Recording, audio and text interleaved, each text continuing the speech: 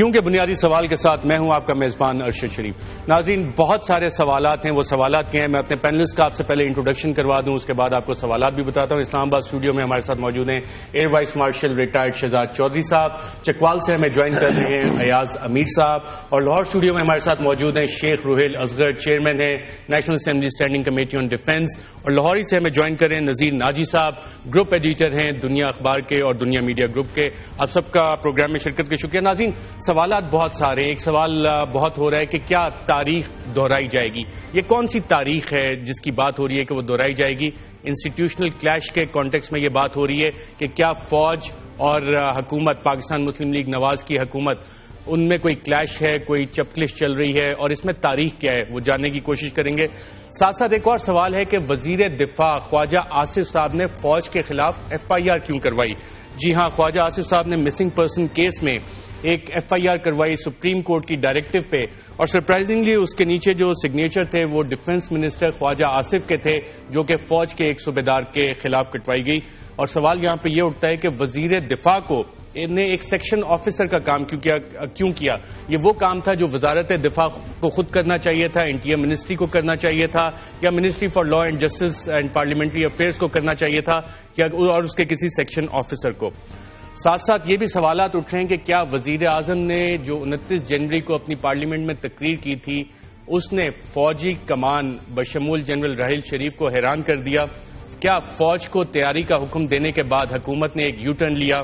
اور ساتھ ساتھ یہ بھی ہے کہ طالبان قیدیوں کی رہائی پر وزیر اعظم کے لیے خود ایک خبر تھی. اس کا بیک گراؤنڈ یہ ہے کہ جب یہ خبر آئی, ایک انٹرنیشنل نیوز ایجنسی نے خبر دی, تو وزیر اعظم آفس نے اس کی تردید کی. اس کے بعد وزیر داخلہ چودھری نثار علی خان صاحب وزیر اعظم کے پاس گئے, ان سے ملے, اور پھر اس کی تفصیلات آئی کہ ہاں جی کچھ طالبان قیدی رہا بھی ہوئے. تو کیا وزیر اعظم بھی اس معاملے پہ بے خبر تھے؟ اور اگر وزیر اعظم بے خبر تھے تو کیا فوج کو اس میں کانفیڈنس میں لیا گیا تھا؟ اس کے ساتھ ساتھ کچھ باتیں آئیں کہ مشرف کی رہائی کے حوالے سے ایک ڈیل ہوئی تھی کہ مشرف صاحب عدالت میں پیش ہو جائیں, انڈائٹمنٹ ہو جائے ان کی, تو اس کے بعد انہیں جانے دیا جائے گا. اس کا گارنٹر کون تھا؟ اس طرح کی باتیں کس نے کس کو کنوے کی, اور کیا اس کے بعد ایک یو ٹرن لیا گیا؟ یہ وہ سوالات ہیں جن کا جواب جاننے کی کوشش کریں گے. وزیر اعظم صاحب کی وہ تقریر کے میں آپ کو اقتباسات سنانا چاہتا ہوں جو انہوں نے 29 جنوری کو کی. آئیے سنتے ہیں پہلے وزیر اعظم صاحب نے کیا کہا. آج پاکستان کے عوام اور ادارے دہشت گردی کی زد میں ہیں. عام شہریوں کو نشانہ بنایا جا رہا ہے اور ہمارے معصوم بچے مر رہے ہیں. معاشرہ خوف کے حصار میں ہے. میں اسے اپنی ذمہ داری سمجھتا ہوں کہ عوام کے جان و مال کو ہر قیمت پر تحفظ دیا جائے. جی ہاں, یہ وزیر اعظم کی تقریر کا وہ حصہ تھا جو کہ ایز ڈیسائیڈڈ تھا کہ ٹھیک ہے, اور فوج کو حکم دیا گیا تھا کہ آپ سٹینڈ بائی پہ رہیں. یہ وہ دور ہے جب بہت سارے طالبان کی طرف سے حملے بھی ہو رہے تھے اور ریٹیلیٹری سٹرائکس بھی فوج نے کی تھی. باقاعدہ آپریشنل پلانز ڈسکس ہوئے, وزیر خزانہ سے آرمی چیف کی ملاقات بھی ہوئی, آپریشن کے لیے بجٹس کا بھی ذکر ہوا. لیکن اس کے فوراً بعد اسی تقریر میں وزیر اعظم نے ایک چونکا دینے والی بات کی. امن کی اسی خواہش کے تحت ایک بار پھر مذاکرات کی راہ ہموار کی جا رہی ہے. جناب اسپیکر, میں آج اس ایوان کے ذریعے اس سلسلے میں ایک 4 رکنی کمیٹی کے قیام کا اعلان کرتا ہوں, اور میں خود اس تمام عمل کی براہ راست نگرانی کروں گا, اور مجھے یقین ہے کہ اس کا جواب بھی اسی جذبے کے ساتھ دیا جائے گا. یہ بات طے ہے جناب اسپیکر کہ آگ اور بارود کا یہ کھیل اب ختم ہو جانا چاہیے. جی ہاں, وزیر اعظم کہہ رہے تھے کہ میں اس عمل کی خود نگرانی کروں گا, اور جب طالبان قیدی رہا کیے جاتے ہیں تو وزیر اعظم کا دفتر پہلے اس کی تردید کرتا ہے. وزیر داخلہ کی ملاقات کے بعد اس کو کہا جاتا ہے کہ جی ہاں یہ کام ہو گیا. اور وزیر اعظم نے جب یہ کمیٹی اناؤنس کی تو یہ بہت سارے لوگوں کے لیے حیران کن بات تھی. یہ کس طرح ہوا؟ تو اس پہ یقیناً فوجی کمان کو کانفیڈنس میں لیا گیا یا نہیں لیا گیا. یہ تو کچھ بیک گراؤنڈ تھا اس حوالے سے کہ ایک منسٹر ہیں federal minister for railways Khawaja Saad رفیق صاحب, وہ کہتے ہیں کہ جی معاملات بالکل ٹھیک ہیں اور ایسے کوئی معاملات ہی نہیں. خواجہ سعد رفیق صاحب اس بارے میں کیا کہتے ہیں, آئیے سناتے ہیں آپ کو. کوئی ہم پہ یہ انگلی نہیں اٹھا سکتا. ہم نے ضیاء امریت کا بھی ساتھ نہیں دیا.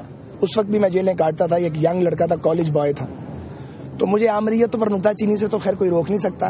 بعض لوگ ہیں میڈیا میں جو سینسیٹائز کرنے کی کوشش کر رہے ہیں، اور میرے خیال میں وہ نان سیریس لوگ ہیں جن کو شوق ہے کہ وہ ایک غلط فہمیاں پیدا کریں، رائی کا پہاڑ بنائیں، انہیں لگا رہنے دیں۔ مشرف کے بارے میں میں نے جو کہا ہے، میں نے پھر کہا ہے، میں اس پر قائم ہوں، سوچ سمجھ کے کہا اور درست کہا ہے۔ جی ہاں، خواجہ سعد رفیق صاحب کہتے ہیں جو کچھ انہوں نے کہا اس پہ قائم ہیں، اور میڈیا میں کچھ لوگ ہیں جو شاید یہ شرارت کر رہے ہیں۔ نذیر ناجی صاحب، کیا یہ سارا کچھ میڈیا کا بنایا ہوا ہے یا واقعی معاملات میں کچھ حقیقت بھی ہے؟ جو چیزیں ہم نے ڈسکس بھی کی ہیں، تھوڑا سا انٹروڈکشن میں نے چیزیں بتائی ہیں، ان واقعات پہ آپ کی بھی کافی گہری نظر ہے۔ ہو کیا رہا ہے اس وقت؟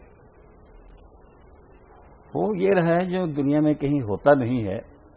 نمبر 1 یہ کہ حکومت ایسے سینسیٹیو ایشوز پر باقاعدہ بریفنگز کا اہتمام کرتی ہے، ایک فارن آفس میں، ایک انٹیریئر منسٹری میں۔ جیسے یہ لوکل ہمارا مسئلہ ہو رہا ہے تو انٹیریئر منسٹری کا کام تھا کہ روزانہ کی جو ڈیولپمنٹ ہے اس پر ایک آفیشیل پوزیشن دیا کرے، اس کے بعد قیاس آرائیوں کی ضرورت نہیں رہتی۔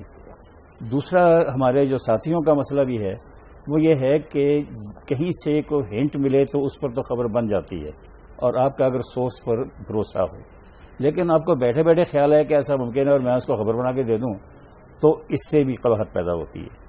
تو یہ دونوں طرف سے تھوڑا سا تجربہ اور تھوڑی سی ذمہ داری اور تھوڑا سا جو ہے احتیاط، یہ ساری چیزیں ہو جائیں تو ایسا نہیں ہوتا، اور عموماً جہاں یہ چیز پریکٹس ہے وہاں ایسا ہی ہوتا ہے جو میں نے عرض کیا ہے۔ Air vice marshal Shahzad Chaudhry صاحب، کیا معاملات ہیں، کیا ایشوز ہیں؟ دیکھیے، میرا خیال ہے کہ پچھلے چند دنوں کے اور شاید ہفتے 10 دن کے جو ڈیولپمنٹس ہیں اس پہ تو ہم بحیثیت قوم بالکل فخر نہیں کر سکتے۔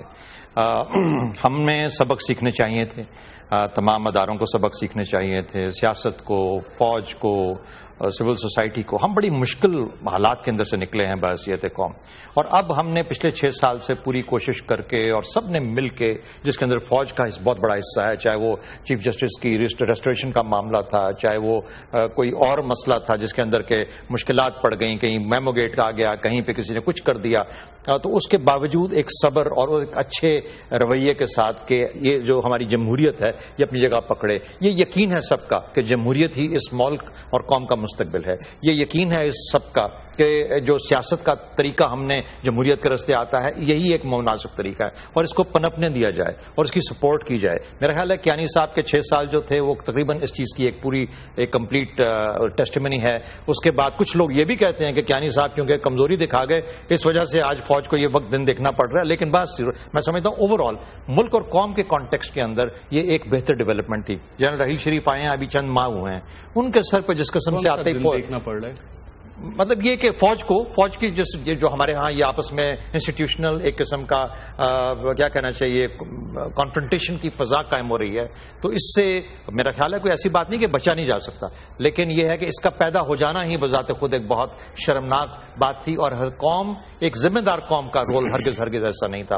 اب اس میں کیا وجوہات ہیں آپ نے 4-6 گنوائی، اور بھی بہت ساری چیزیں اس میں شامل کی جا سکتی ہیں۔ میرا اپنا خیال ہے کہ کانٹیکسٹ ڈھونڈنا کہ ہمارے گورنمنٹ سیاسی حکومت کو یہ کیا وجہ پڑی کہ ان کو اس قسم کی اسٹیٹمنٹس دی جائیں، یعنی کیا 2006 کی اسٹیٹمنٹ جو تقریر تھی خواجہ آصف صاحب کی وہ آج کے ٹائم کے اندر وہ اس کا ریلیونٹ بھی ہے یا نہیں ہے؟ اس وقت تو ایک ڈکٹیٹر تھا، آج تو ان کی اپنی حکومت ہے، آج تو وزیر دفاع ہیں، ان کو یہ باتیں کہنے کی ضرورت کیوں محسوس ہوئی؟ اس وقت تو 65 اور 71 کی جنگ کا ذکر کیا انہوں نے کہ اس کے اندر 65 میں کیا ہوا، 71 میں کیا ہوا، 2006 کی تقریر تھی، اسی کی بات کر رہا ہوں نا۔ تو مطلب اس وقت تو ہدف فوج تھی، لیکن انہوں نے کہا کہ اس وقت بھی میرا ہدف ڈکٹیٹرشپ اور ڈکٹیٹر تھا، لیکن آج تو ڈکٹیٹر نہیں ہے، لیکن آج باتیں تقریباً اسی قسم کی ہیں۔ کوئی ہمیں لال مسجد یاد دلاتا ہے، کوئی ہمیں کہتا ہے کہ دیکھو بلوچستان میں کیا ہوا، کوئی کہتا ہے بھٹو کے ساتھ دیکھو کیا ہوا، کوئی کہتا ہے ہم پختونوں کو جواب کیا دیں گے۔ یعنی یہ سب چیزیں ایسی عجیب ہیں کہ کیا اگر تو یہ اسپیس کریٹ کرنے کی کوشش ہے، یعنی اپنے سویلین سپریمیسی کے لیے اسپیس کریٹ کرنے کی کوشش ہے ایسے وقت میں جبکہ فوج غالباً کمزور نظر آ رہی ہے، تو میرا خیال ہے ایک بہت ہی مس ٹائمڈ اور پورلی کیریڈ آؤٹ ایک ایکسرسائز۔ ایاز امیر صاحب، آپ نے تاریخ پہ بہت گہری نظر رکھی ہوئی ہے، اس پہ لکھا بھی بہت کچھ ہے، کیا تاریخ آج اپنے آپ کو دہرا رہی ہے؟ یہ بڑی افسوس کی چیز ہے کہ اگر ایسا ہو رہا ہے، یہ جو بیانات ہیں یہ بالکل بچگانہ قسم کے بیانات ہیں، اور وزراء جو ہیں بڑے ریسپانسبل ان کے پورٹ ہیں، بڑے ریسپانسبل آدمی ہیں، منجھے ہوئے وہ سیاستدان ہیں. ایسے یہ تو ہم اپنی وہ لوکل کاؤنسل لیول کی جو ناظم اور چیئرمین ہوتے ہیں اس قسم کی یہ بڑکے مارنے ضرورت کیا ہے؟ آپ اپنا 1 سال ہوا ہے، دیکھیں کہ مسائل کیا ہیں، ان کی طرف آپ توجہ دیں. یہ خواہ کی فضول کی لڑائیاں کہاں سے وہ آپ کر رہے ہیں، پتہ نہیں کیا ہے. انہیں کوئی روکنے والا ہے یا نہیں ہے، میں نہیں سمجھتا کہ خواجہ آصف اور خواجہ سعد رفیق یہ کہہ سکتے ہیں اگر انہیں یہ نہ پتا ہو کہ اوپر سے، سب سے اوپر سے ان کی حکومت میں اس چیز کو پذیرائی بخشی جائے گی، یہ آوازیں جو ہیں وہ پسند کی جائیں گی، اس لیے وہ تواتر سے دیے جا رہے ہیں. یہ جو ISPR کا سٹیٹمنٹ آیا ہے جنرل راحیل شریف کو کوٹ کرتے ہوئے، یہ کسی کے اختراع تو نہیں ہے، یہ آیا ہے. یہ یوزول چیز نہیں ہوتی. جب ISPR ایسے کھل کے سامنے ایک بات کرے تو کیا وجوہات ہیں؟ کل تو آپ اس چیف کو بنا رہے ہیں، کل تو اس کی شرافت کی آپ سرٹیفکیٹ جاری کر رہے ہیں کہ یہ ہے، پروفیشنل ہے، فلانا ہے، ڈھمکانا ہے. بھائی اس شریف آدمی کو، اس پروفیشنل آدمی کو یہاں تک کون سی چیز کھینچ کے لائی؟ کیا وہ شرپسند تھا؟ اس کے دل میں شرپسندی تھی، وہ موقع کی تلاش میں تھا. لیکن ISPR نے یہ سٹیٹمنٹ دی ہے کہ جنرل راحیل شریف نے کہا کہ بطور ادارہ ہم ہر ایک کی ریسپیکٹ کرتے ہیں، لیکن ہم اپنے ادارے کی جو آنر اور ڈگنیٹی ہے وہ تمام قیمت پہ ہم اسے پروٹیکٹ کریں گے. اور کہاں سے آ رہے ہیں؟ SSG کا جو بیس ہے وہاں سے آ کے وہاں پہ ان پہ سوال و جواب ہوئے اور ان سے پوچھا گیا اور شام کو یہ بیان آ گیا اور بالکل سارے اخباروں پر. یہاں تک نہج کس چیز؟ اگر ہو بھی گیا بھائی ڈیمیج کنٹرول کریں، کوئی آسمان نہیں ٹوٹ پڑا، اسے آپ ڈیمیج کنٹرول کریں، تھوڑا اپنی زبان جو ہے، لیکن نہیں، کیے جا رہے ہیں. تو یہ بڑی بچکانہ چیز ہو رہی ہے اور میرا خیال ہے تاریخ سے صرف نظر کی جا رہی ہے. اور 99 کا جو ایکسپیرینس ہے، اللہ نہ کرے کہ ہم مزید امتحانوں میں پڑے، پر خواہ کیوں خراب کر رہے ہیں؟ بالکل. تاریخ کی بات مزید ایاز ضمیر صاحب میں آپ سے پوچھوں گا. شیخ رحیل اصغر صاحب، کیا تاریخ دہرائی جا رہی ہے آج؟ بسم اللہ الرحمن الرحیم. اکثر میں نے شوقی صاحب کی بات سنی، ایاز ضمیر صاحب کی بات سنی، ناجی صاحب کی بات سنی. نذیر ناجی صاحب کی میں یہ کسی کی کو تعریف یا بد تعریفی نہیں کر رہا، بڑی نپی تلی گفتگو فرمائی نذیر ناجی صاحب نے. اور میرا ماننا یہ ہے کہ آپ اس قسم کے ایشوز کو ڈسکس کیوں کر رہے ہیں؟ میں نہیں سمجھ پایا، میری سمجھ سے بالکل بالاتر ہے. مجھے کوئی سمجھائے تو صحیح کہ جی خواجگان نے کون سے ایسے الفاظ استعمال کر دیے ہیں جو وفاقی وزراء. میں وہی عرض کر رہا ہوں، میں جو 2 خواجان کی بات. جی شیخ رحیل اصغر صاحب، سوال یہ ہے خواجہ آصف صاحب ڈیفینس منسٹر آف پاکستان ایک فوج کے سپاہی کے خلاف اپنے سائن سے FIR کرواتے ہیں، ایک سیکشن آفیسر یہ کام نہیں کر سکتا تھا؟ کیا اتنی ایکسائٹمنٹ تھی؟ کیا وہ مائنڈ سیٹ تھا کہ آپ نے اپنے سگنیچر سے FIR کروانی ہے؟ ایسا نہیں ہے، چونکہ خواجہ صاحب کو سمن کیا سپریم کورٹ آف پاکستان نے. سپریم کورٹ آف پاکستان نے خواجہ آصف صاحب کو بحیثیت منسٹر آف دیٹ ڈپارٹمنٹ انہوں نے ان سے کہا جی کہ آپ اس کو کریں. اچھا اب آپ کے پاس راستہ کیا ہے؟ یا تو پھر آپ وہی کریں جو پچھلے 5 سال میں ہوا کہ آپ سپریم کورٹ کے حکم نامے ہوں اور اٹھا کے آپ باہر پھینک دیں، پھاڑ دیں، یا پھر آپ کنٹیمپٹ آف کورٹ لگوا لیں اپنے پہ. تو میرے خیال میں انہوں نے یہ کام کر کے بھی اپنے اس ڈپارٹمنٹ کو یا اپنے اس ادارے کو بچانے کی کوشش کی ہے. شیخ رحیل اصغر صاحب، you are also chairman standing committee on defence national assembly کی. مشرف کے کیس میں حالیہ مثال ہے، بہت سارے کام آپ کو رولز آف بزنس بھی پتہ ہے سیکشن آفیسر کرتا ہے. ACL والا جو آرڈر ہے وہ بھی ایک سیکشن آفیسر کا ایشو ہوا.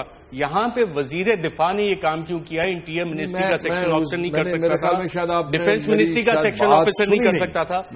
یہ سپریم کورٹ کا ڈائریکٹرز ہی کی بات کر رہا ہوں. سپریم کورٹ نے ڈائریکشن کی منسٹر کو، کیوں نہیں کیا؟ میں وہ کہہ رہا ہوں منسٹر کو انہوں نے ڈائریکٹ کیا کہ آپ یہ کر کے دیں ہمیں. اب یہ بتائیں، ایک طرف آپ کی منسٹری ہے، دوسری طرف سپریم کورٹ ہے، کس کو آپ چھوڑیں گے؟ اور میرے خیال میں تو یہ کیا انہوں نے. لیکن اگر فرض کیجئے کر لیا، لیکن میں نہیں سمجھتا کہ یہ اتنا کوئی ایسا کام تھا جو بڑی یہ چمبے والی بات ہے یا بڑی انڈر ڈسکشن لینے والی بات ہے. اس میں میرے خیال میں فوج نے بھی اس میں کوئی بات ہے. میں اس پوائنٹ پہ تھوڑا سا کر دوں اجازت ہو تو. جی بتائیے.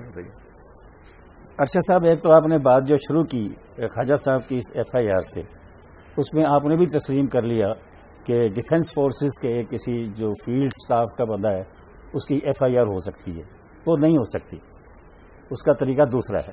اور آپ کو معلوم ہے اچھی طرح، آپ اسلام آباد میں رہتے ہیں اور جی ایچ کیو کا بھی آپ کو علم ہے، وہاں کا جو سسٹم ہے وہ یہ ہے کہ جب کوئی ایسی کوتاہی ہو جائے کسی ڈیفینس سروس کے بندے سے تو ان کا انٹرنل سسٹم وہ اس کے ذریعے کرتے ہیں. یہ ڈیفینس منسٹر کا جا کے تھانے میں ایف آئی آر کرانا اور اپنے سپاہی کے خلاف کرانا، یہ سارا کام ہی غلط ہوا ہے. یہ ایف سی کا تھا، یہ ایف سی کا تھا، ایف سی کا آدمی ہے اور ایف سی انڈر کام کر رہی ہے پروونشل گورنمنٹ کے، اور وہ پروونشل گورنمنٹ کے پرویو میں آتی ہے. مطلب بہت ساری چیزیں ہیں، کنفیوژنس پیدا کرتے ہیں. میرا خیال ہے اس کا مدر ڈپارٹمنٹ جو ہے وہ ڈیفینس ہے ہوگا، لیکن اس وقت F C is a different محکمہ. اس کا جو آئی جی، مطلب اس بحث میں پڑ جائیں گے تو آپ میرے خیال میں اوریجنل بحث سے آپ اپنے ہٹ جائیں گے. جی پلیز. میرا اپنا خیال ہے کہ اس میں انہوں نے کوئی ایسا مقام نہیں کیا، کیونکہ آپ دیکھ رہے ہیں کہ پچھلے بہت عرصے سے ایک ادارہ ہے، سپریم کورٹ ایک ادارہ ہے، اور سپریم کورٹ بار بار اس بات پہ مسنگ پرسن میں بات کر رہی تھی اور اس کی چھٹی ہو رہی تھی کیونکہ کوئی حکومت اس کو سیریس نہیں لے رہی تھی. آپ اس معاملے سے نکلنا تھا. سپریم کورٹ کے ڈائریکٹرز پہ میں وہی عرض کر رہا ہوں، آپ نے اس معاملے سے نکلنا تھا، کسی نے تو اس کو نکالنا ہے اس میں سے. اگر آپ نکلے ہیں عزت و آبرو سے نکل گئے ہیں تو میرے خیال میں اس میں کوئی مذاقہ نہیں ہے. اور میں تو آپ کے واپس اسی کام پہ آتا ہوں کہ پتہ نہیں، میں نہیں سمجھ رہا کہ ہم اس بات کو کر کے مسالے لگا کے اپنا کس کی خدمت کرنا چاہ رہے ہیں. شیخ سہیل اصغر صاحب کی آواز مجھے صحیح نہیں آئی. ایئر مارشل شہزاد چودھری صاحب، جب ڈیفنس منسٹر اپنی ہی فورس کے کسی سپاہی کے خلاف ایف آئی آر کرواتا ہے تو اس پہ مورائل پہ کیا اثر جاتا ہے؟ دیکھیے، سب سے پہلی بات تو یہ تھی کہ یہ ایف سی کا صوبے دار تھا. اچھا، اب اگر انہوں نے یہ سائن کر کے دیا ہے تو یہ ایک ایسی چیز ہے جس کا ان کو جواب خود ہی وہ دے سکتے ہیں کہ انہوں نے کیوں اپنے آپ کو، ان کو بے شک بلایا گیا کیونکہ ان کو سمجھا گیا کہ یہ چاہیے فوج کا کام ہے، مسنگ پرسن کا معاملہ ہے، مسنگ پرسن فوج کے ساتھ ریلیٹڈ ہے، ہو سکتا ہے انٹیلیجنس ایجنسیز کے ساتھ ریلیٹڈ ہو. انٹیلیجنس ایجنسی تو پرائم منسٹر کے نیچے کام کرتی ہے ایز پر دی کانسٹیٹیوشن، یا آئی بی کے نیچے، آئی بی اس کے نیچے، انٹیریئر کے نیچے کام کرتی ہے. تو بہر صورت یہ ایک ایلیمنٹ ہے. ایک شیخ صاحب کا سوال تھا کہ اس حالات کے اندر، آج کی حالت کے اندر، کوئی انہوں نے فوج کے بارے میں جو 2-3 وزراء ہیں انہوں نے کیا باتیں کی. سوال یہ پیدا ہوتا ہے، ہم یہ زیوم کر لیتے ہیں کہ مشرف کے بارے میں باتیں کی. مثال کے طور پہ مجھے یہ بتایا جائے کہ مشرف تو انڈائٹ ہو گیا، عدالت میں کھڑا ہے، ڈکٹیٹر بھی نہیں ہے آج، وہ تو ڈکٹیٹر 2006 میں تھا. اور اس طرح کی تقاریر کرنے کے بعد آپ یہ باور کرانے کی کوشش کریں گے کہ شاید آپ انفلوئنس کر رہے ہیں کیس کو. میں نے کسی صورت بھی بنتی نہیں ہے ان کی تقاریر مشرف کو ہدف بنا کے. لیکن میرا سوال یہ نہیں ہے، میرا نہیں خیال کہ مشرف کو انہوں نے ہدف بنایا. مشرف کا تو نام ہے، پیچھے صاحب کے ساتھ تو کھڑے ہو کے حلف بھی لیا تھا انہی دونوں منسٹرز نے. وہ بھی ایک بات ہے. دوسری اس سے بڑھ کے بات یہ ہے کہ اس کے پیچھے دیکھیے، جب آپ لال مسجد پہ مشرف نے تو حملہ نہیں کیا تھا نا، یعنی حکومت اور ریاست نے فوج کو کہا کہ جی آپ اس کو کلیئر کریں. اچھا، وہ اگر بلوچستان میں فوج ہوئی غلط یا صحیح ہوئی تو وہ مشرف نے آرڈر کیا ہوگا لیکن خود گیا تو نہیں تھا. کہنے کا مطلب یہ ہوا کہ ہر عمل فوج کو کے پاس ہے. 71 کی جنگ فوج کے پاس ہے، 65 کی جنگ فوج کے پاس ہے، کارگل فوج کا معاملہ ہے. دیکھ رہے ہیں حلف خواجہ سعد رفیق اور خواجہ آصف صاحب. میرا مطلب کہنے کا یہ ہے کہ دیکھیے، پاکستان اس وقت اتنے مشکل دورائے پہ کھڑا ہوا ہے، ہم یہ نہیں ڈیسائیڈ کر پا رہے کہ ہم نے بات چیت کرنی ہے کہ نہیں کرنی. بات چیت کس رستے پہ جاری ہے، کوئی سکسیس ہوگی کہ نہیں ہوگی. یعنی پچھلے بات چیت جس رستے پہ جاری ہے، میں بریک پہ جانے سے پہلے ناظرین ایئر مارشل صاحب، سوری ٹو انٹرپٹ یو. ناظرین میں آپ کو بتاتا چلوں، ایئر مارشل صاحب نے پوائنٹ ریز کیا کہ بات چیت کس رستے پہ جاری ہے. سپتمبر 2013 سے مذاکرات کے آغاز تک جو شہید ہوئے، صرف فوجی شہید ہوئے 148 فوجی جوان شہید ہوئے اور 702 زخمی ہوئے. یہ آل پارٹیز کانفرنس کے بعد سے لے کے مذاکرات تک کی فگرز ہیں. اور 1 مارچ جب سیز فائر کا اعلان ہوتا ہے اس کے بعد سے اب تک بھی فوج پہ حملے جاری ہیں. 17 فوجی شہید ہو چکے ہیں اور تقریباً 97 زخمی ہوئے ہیں. ان پہ ڈفرینٹ علاقوں میں کہیں آئی ڈی بلاسٹ ہوتے ہیں، کہیں پہ فائرنگ ہوتی ہے. سیز فائر کے باوجود یہ کارروائیاں جاری ہیں، فوج پہ حملے جاری ہیں. ناظرین یہاں ایک وقفہ لیتے ہیں، وقفے کے بعد دوبارہ حاضر ہوتے ہیں.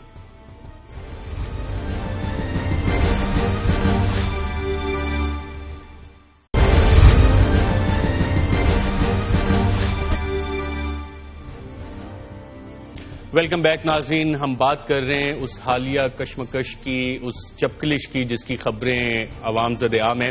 ایاز امیر صاحب، بات ہو رہی تھی کہ وزیر دفاع خواجہ آصف صاحب جنہوں نے ایک دور میں جنرل مشرف سے عہد بھی لیا، خواجہ سعد رفیق انہوں نے عہد بھی لیا، بہت ساری سٹیٹمنٹس آئیں جو کنٹروورشل ہوئیں.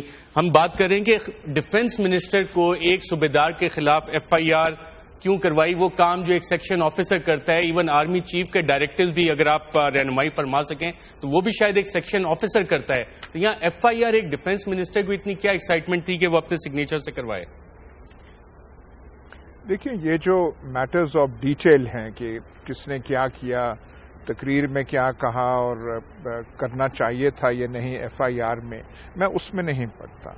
جو بڑی بات یہ ہے ارشد صاحب، دیکھنا ہے کہ یہ حالیہ واقعات کی وجہ سے فوج میں بحیثیت ایک ادارہ اور ہائی کمانڈ میں فوج میں اس میں کچھ بدگمانی یا بے چینی پائی جاتی ہے یا نہیں. جو آئی ایس پی آر کا سٹیٹمنٹ ہے اس سے تو عکاسی ہوتی ہے، پتہ چلتا ہے کہ بے چینی پائی جاتی ہے، بدگمانی پائی جاتی ہے. یہ کیا کوئی اچھی چیز ہے؟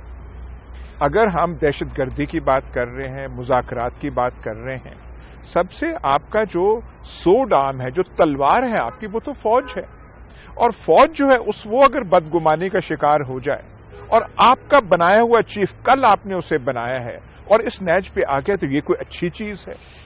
اگر یہ اچھی چیز نہیں ہے تو پھر اپنے وزراء یا باقی جو ہیں جنہیں فن مقرری کا شوق ہے انہیں تھوڑا سا آپ کو سمجھانا چاہیے، تھوڑا ان کو لگام دینی چاہیے کہ دیکھیے آپ ٹی وی پہ بات بھی آ سکتے ہیں، اپنے جو جور ہیں تقریر کرنے کے وہ آپ کسی اور موقع پہ کر سکتے ہیں. اس وقت آپ چپ ساتھ دیں. پھر تو یہی، اگر وہ نہیں ایسے ہوتا تو پھر اس سے لامحالہ یہ تاثر ہوگا کہ جیسے پہلوانی دکھائی گئی تھی اکتوبر 99 میں، یہ کیا پھر سے وہی پہلوانی دکھائی جا رہی ہے؟ اور کیا وہ جیسے کہتے ہیں انگریزی کا محاورہ ہے. امیر صاحب معاف کیجیے گا، میں تاریخ جاننا چاہتا ہوں. اس کی تو ایک لمبی تاریخ ہے. جنرل جہانگیر کرامت، اس کے بعد جنرل پرویز مشرف، اس سے پہلے جسٹس سجاد علی شاہ صاحب، پھر اٹلانٹک جہاز گر گیا تھا تو ایڈمرل عزیز مرزا صاحب نیوی کے تھے، ان کے ساتھ بھی کچھ معاملات، پھر ایئر چیف پرویز مہدی قریشی تھے، ان کے ساتھ معاملات. تو یہ معاملات اسی طرح چلیں گے. نون لیگ کی لیڈرشپ جو ہے وہ ہاکس پہ مشتمل ہے. جب یہ حکومت میں آتے ہیں تو اسی طرف چلتے ہیں. جنرل راحیل شریف کا آپ نے کہا کہ انتہائی شریف انسان ہے. مجھے یاد ہے چینج آف کمانڈ سیریمنی میں پہلا سلوٹ انہوں نے ڈیفنس منسٹر خواجہ آصف ہی کو کیا تھا. دیکھیے، ساری جو ہے باتیں وہ تاریخ کی میں اس میں نہیں جاتا. ہمارے جو ناظرین ہیں وہ کنفیوز ہو جائیں گے کہ فلانے کا کیا ہوا، فلانے کا. صرف 12 اکتوبر کو جو ہوا تھا وہی آپ سامنے رکھ لیں. جب وہ شجاع آباد میں صبح جلسے سے خطاب فرما کے وزیر اعظم صاحب جہاز سے واپس آ رہے ہیں اسلام آباد، تو پیغام جاتا ہے اس وقت کے ڈیفنس سیکرٹری کو، جنرل افتخار کو، جو کہ ہمارے وزیر داخلہ چودھری نثار علی خان کے بڑے بھائی تھے، کہ آپ مجھے ایئرپورٹ پہ ملیں. بالکل. ایاز امیر صاحب معاف کیجیے گا، میں آپ کو انٹرپٹ کر رہا ہوں. اس جہاز کا آپ نے ذکر کیا، اس میں ایک اور شخصیت تھی نذیر ناجی صاحب. اگر میں تاریخ مجھے افسوس ہے، مجھے افسوس ہے کہ اب کوئی چیز پوشیدہ نہیں رہی.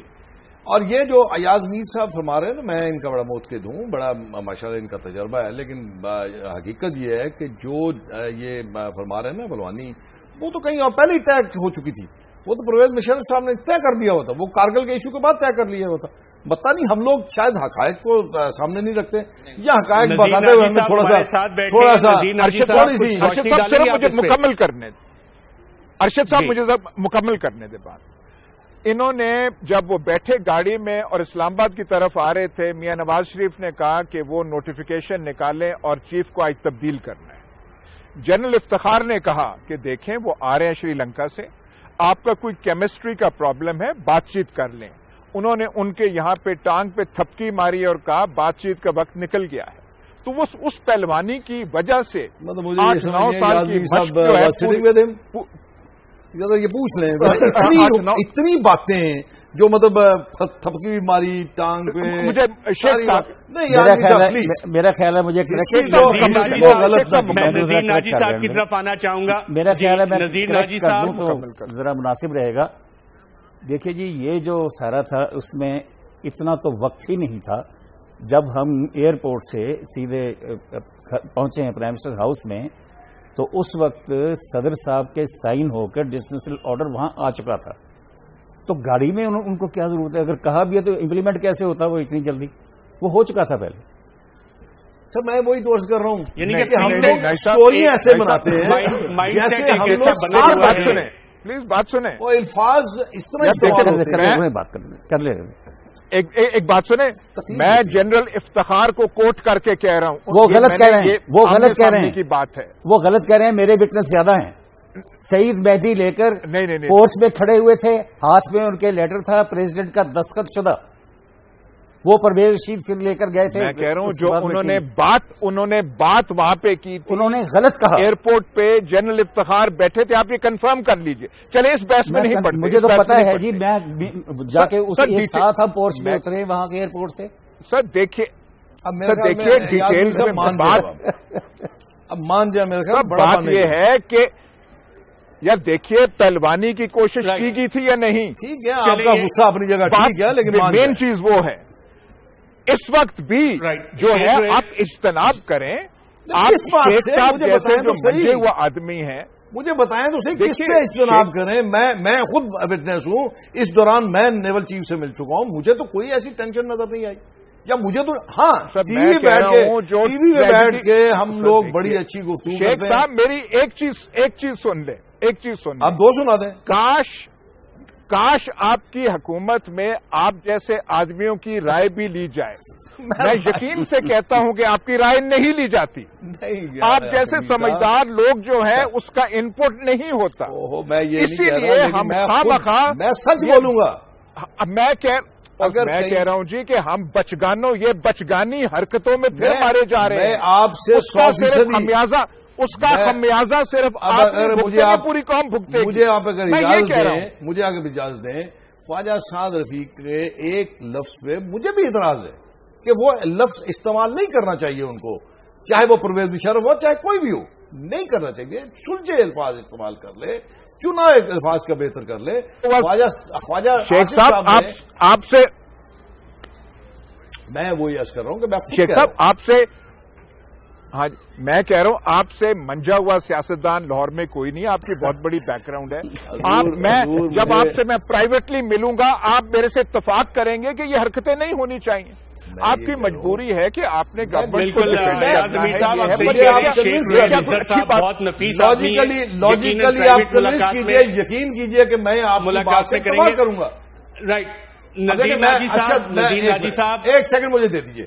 میں آپ کو خود کھلے دل سے کہتا ہوں کہ خواجہ آصف صاحب کے وہ الفاظ جو انہوں نے اپنے کولیگز کے لیے استعمال کیے، مجھے اس پہ شدید تحفظات ہے کہ وہ لوگ جو میرے عزت دار لوگ ہیں، وہ میرے محترم ہیں، جو پروسیس سے ہو کے آئے ہیں، وہ ان عوام کو پتا تھا. وہی تحفظات ہیں جن کا اظہار فوجی ہائی کمان نے کیا. فوجی ہائی کمان کا اس کے ساتھ کوئی تعلق نہیں ہے. وہ انہوں نے اپنے کولیگز کے لیے وہ الفاظ استعمال کیے تھے، جو کہ میں وہی تو میں کہہ رہا ہوں. مجھے ان کے اس ساری تقریر میں فوج کے متعلق ٹیمپرامنٹ کا مسئلہ ہے، ٹیمپرامنٹ کا ایشو ہے.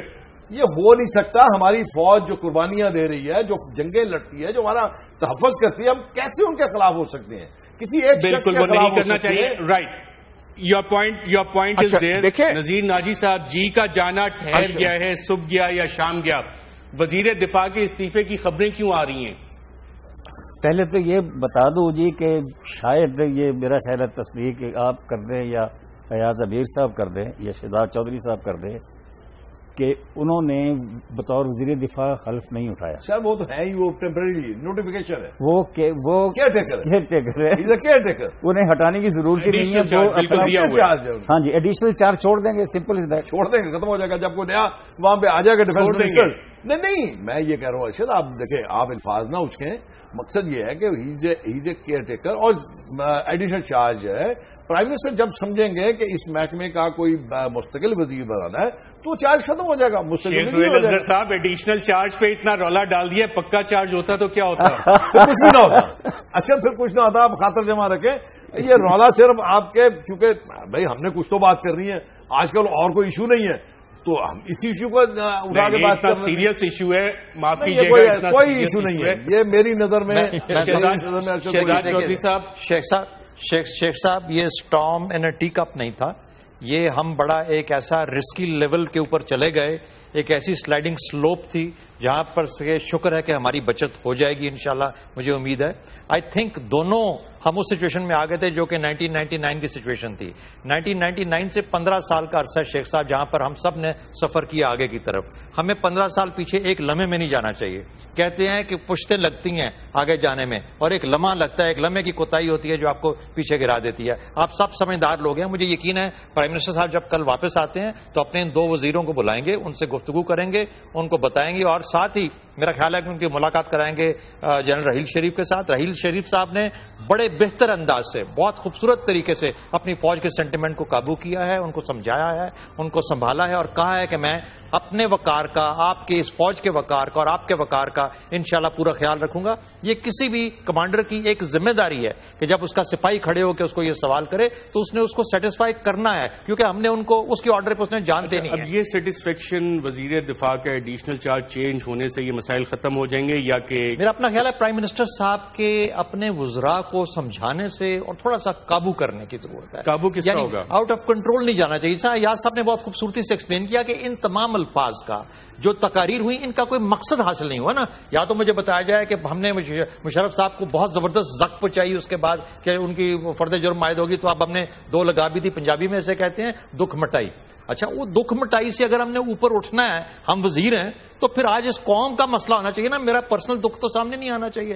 اگر فوج کو ہم نے کیا ہے تو بہت ہی غلط بات ہے۔ یعنی آپ اپنے ایک ایسے ادارے کو جو ایک نیشنل آرمی ہے، آپ کا اثاثہ ہے، آپ کے لیے جانیں قربان کرتا ہے اور صرف 100 اور ہزاروں روپوں کی عقل کے بعد جا کے جانے قربان کرتا ہے، آپ نے لسٹ دکھا دی لوگوں نے جو قربانیاں دی ہیں، تو تھوڑا سا حوصلہ رکھیں۔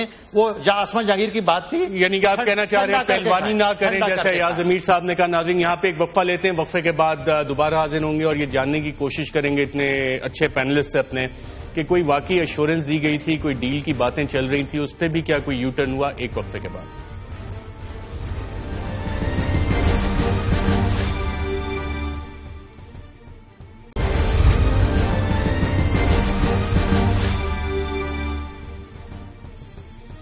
ویلکم بیک ناظرین، ہم بات کر رہے ہیں حالیہ دور میں کچھ سٹیٹمنٹس آئیں آئی ایس پی آر کی طرف سے، اس کے بعد سول ملٹری ٹینشنز کے حوالے سے بات چیت ہوئی۔ نذیر ناجی صاحب، آپ کو کہا جاتا ہے کہ آپ صحافیوں کے صحافی ہیں، گرو ہیں، گروپ ایڈیٹر ہیں دنیا اخبار کے، یہ بتائیں کہ آپ نے کوئی یہ بات سنی کہ ایک مشرف کے حوالے سے کوئی ڈیل ہوئی تھی اور اس کے بعد ڈیل کا یہ حصہ تھا کہ جی وہ انڈائکمنٹ کے لیے پہنچ جائیں، فرد جرم عائد ہو جائے اور اس کے بعد ان کو جانے دیا جائے گا، لیکن اس کے بعد یو ٹرن کسی نے لیا؟ کیا ایسی کوئی بات ہے آپ کے نالج میں؟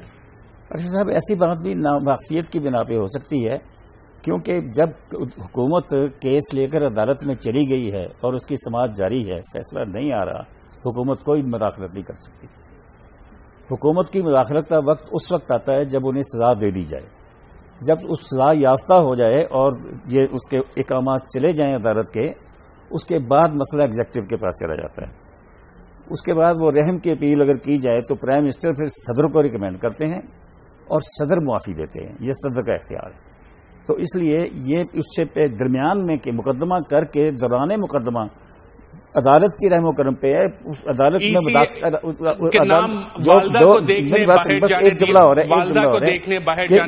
جو ملزم عدالت کے رحم و کرم پہ ہے اس کے بارے میں کوئی فیصلہ ایگزیکٹو نہیں دے سکتی جب تک عدالت اس کے بارے میں کوئی فیصلہ نہ کرے۔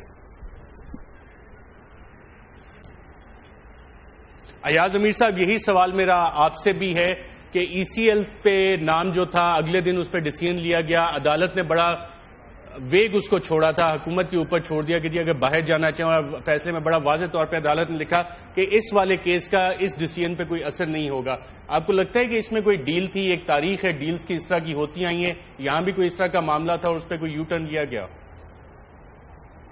دیکھیے، ٹرائل ہو رہی ہے لیکن ای سی ایل کا مسئلہ تو بالکل علیحدہ ہے۔ جو بھی آدمی مقدمے کے لیے پیش ہوتا ہے اس کا نام آٹومیٹکلی ای سی ایل میں تو نہیں چلا جاتا۔ بات یہاں پہ صرف یہ تھی کہ آیا وہ دبئی جا سکتے ہیں یا نہیں جا سکتے۔ اس میں جو چیز کی گئی ہے وہ حکومت کی طرف سے میری دانست میں غیر ضروری بات ہے. لیکن اس سے بھی ہٹ کے ارشد صاحب میں یہ کہوں گا کہ اگر ٹینشن گورنمنٹ، فیڈرل گورنمنٹ اور جی ایچ کیو میں ہوئی ہے، کن مسائل پہ ہوئی ہے؟ ایک، جس طریقے سے طالبان کے ساتھ مذاکرات ہو رہے ہیں، اور دوئم ثانوی حیثیت ہے مشرف صاحب کی ٹرائل کے. اگر ہم اس پوزیشن سے پیچھا ہٹنا چاہتے ہیں تو ہمیں تو حکومت سے پوچھنا چاہیے کہ ان چیزوں میں جو حکومت کی حکمت عملی رہی ہے اس میں کوئی تبدیلی آئے گی یا نہیں ہے، یا جہاں پہ وہ ڈٹے ہوئے ہیں وہیں رہیں گے. اگر وہاں رہیں گے پھر تو یہ ٹینشن رہے گی.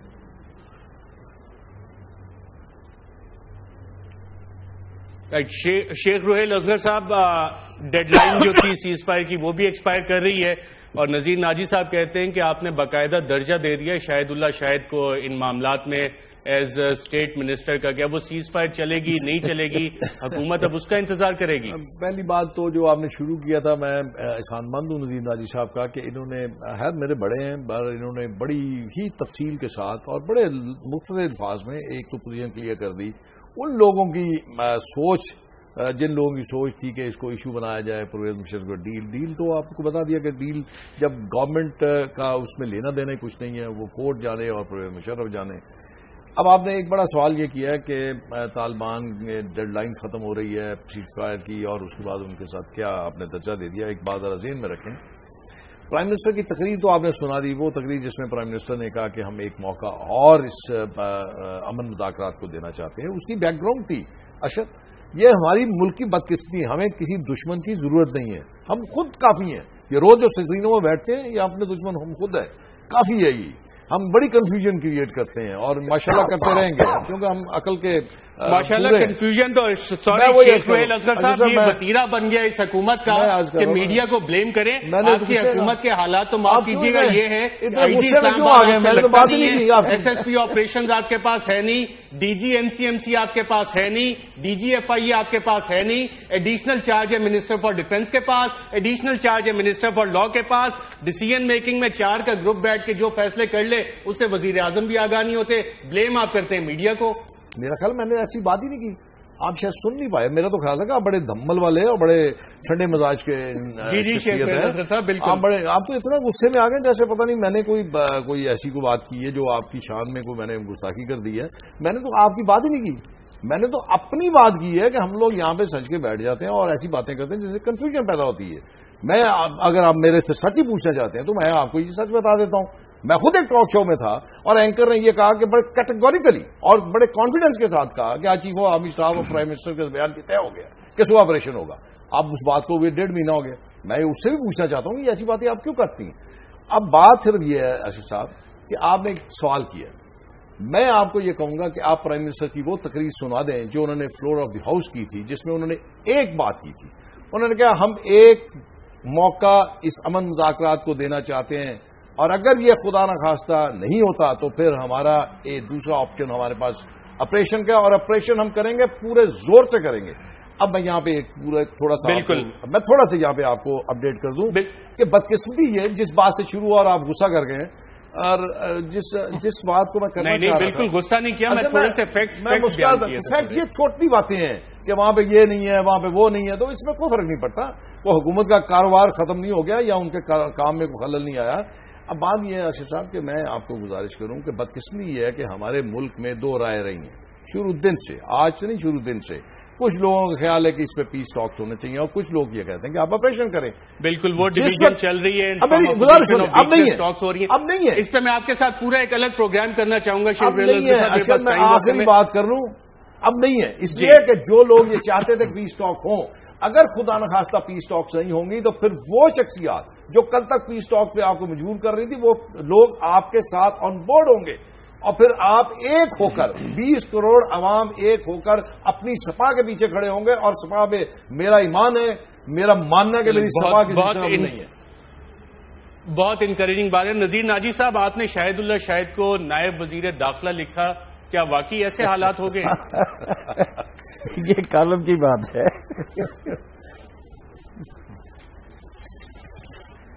تو حالات واقعی ایسے لگ رہے ہیں آپ کو؟ فیصلے جس طرح ہو رہے ہیں متفقہ طور پہ تو اس میں تو ایک کل کو اگر الیکشن جیت جائے دونوں کی ہمارے وزیر داخلہ کی اور ہمارے نائب وزیر داخلہ کی زبان بیانات ایک جیسے ہیں. ارشد صاحب ٹائم جا رہا ہے, میں ایک کوئی گزارش کر سکتا ہوں؟ جی اعظمی صاحب بفور شاہد صاحب. جی دیکھیں جو آپ نے بھی اشارہ کیا تھا کہ پرزنرز ریلیز کے بارے میں وزارت داخلہ کچھ اور کہہ رہی ہے, پی ایم سیکریٹریٹ کو, پی ایم آفس کو اس کا پتہ ہی نہیں تھا. اگر آپ کی یہ حالت ہے تو پھر آپ کو اپنا ہوم ورک پہ توجہ زیادہ دینی چاہیے اور غیر ضروری تقریروں پہ تھوڑا کم توجہ دینی چاہیے. اپنے ہاؤس کو تو کام کریں. پرائم منسٹر کا آفس کچھ اور کہہ رہا ہے, وزارت داخلہ کچھ اور کہہ رہی ہے. یہ کون سا مذاق ہے یہ؟ میں چھوٹی سی بات عرض کرتا ہوں. دیکھیے جہاں تک اس وقت گورنمنٹ اور آرمی کے درمیان میں ایک یہ جو انفارچونیٹ سچویشن کریٹ ہوئی ہے, اس میں واضح کر دوں کہ مشرف کا کوئی رول, اس کا کوئی ذکر, کوئی ایسی چیز نہیں ہے. ایک ڈسٹنٹ چیز ہے جس کو کہ ابھی وقت کے ساتھ آگے اگر کبھی ہوا, کس قسم کا فیصلہ ہوتا ہے اس کے اوپر منحصر ہوگا. آج اس کو اس چیز کا فیکٹر یا وجہ بنانا ہرگز غلط ہے. ٹاکس کی جہاں تک بات ہے ٹی ٹی پی کی, اس کے اندر آپس میں کوآرڈینیشن کی بہتری کی گنجائش موجود ہے. یعنی آپس میں فوج اور حکومت کو بہتری کی گنجائش سے یہ کام کرنا چاہیے. وائس مارشل شہزاد چودھری صاحب, ایاز امیر صاحب, نذیر ناجی صاحب اور شیخ ریحل اصغر صاحب, آپ سب کا پروگرام میں شرکت کا شکریہ. ناظرین, یہ وہ مسائل ہیں جن کی طرف آج ہم نے آپ کی توجہ دلانے کی کوشش کی, اور وہ بنیادی مسائل ہیں جس کی وجہ سے شاید فوج اور حکومت کے درمیان ایک خلیج جو پیدا ہوئی, اس کی بنیادی وجوہات کیا ہیں, اس پہ تھوڑی بہت ہم نے بات کی. آئندہ آنے والے پروگرام میں کچھ انٹرسٹنگ تفصیلات آپ کو مزید بتائیں گے. آج کے پروگرام میں اتنا ہی. ناظرین اجازت دیجیے گا.